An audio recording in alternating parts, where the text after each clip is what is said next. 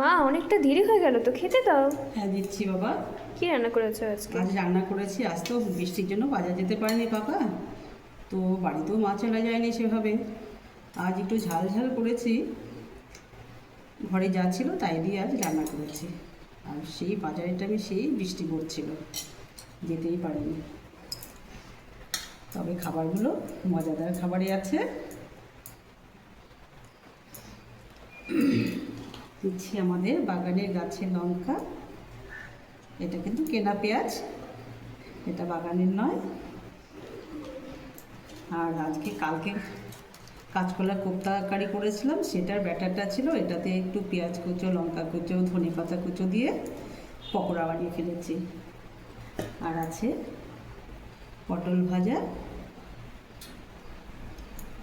আর সবজির মধ্যে তেমন কিছু নেই আজকে। আছে আলু করলা, টমেটো, পেঁয়াজ দিয়ে চচ্চড়ি করেছি।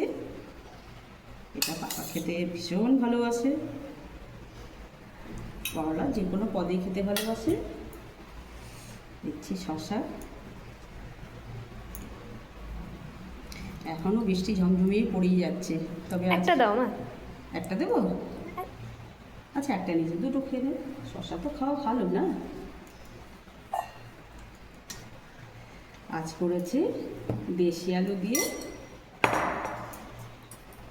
সয়াবিন, একটু কারির মতো, বেশ ঝাল ঝাল হয়েছে, টেস্ট হয়েছে। পাপা বলছে এত ঝাল করেছ কেন? আমি আজ বৃষ্টির দিন একটু বেশ ভালোই লাগবে খেতে।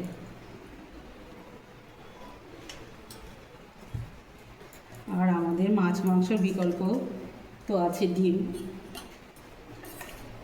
একদম তো নিরামিষ খাওয়া যায় না রোববারের পাতে, তাই ডিম, টমেটো, পেঁয়াজ একটু বেটে, লঙ্কা বেটে কারির মতো করেছি। দেখি মনে হচ্ছে খেতে ভালো হবে। না টেস্ট হয়েছে, সেই ঝাল ঝাল হয়েছে তো ভালো হয়েছে।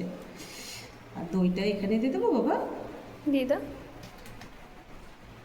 আজকের আয়োজন হচ্ছে এসব, মাছ মাংস নেই, তবে চটকদার খাবার। কেমন হয়েছে? খুব ভালো।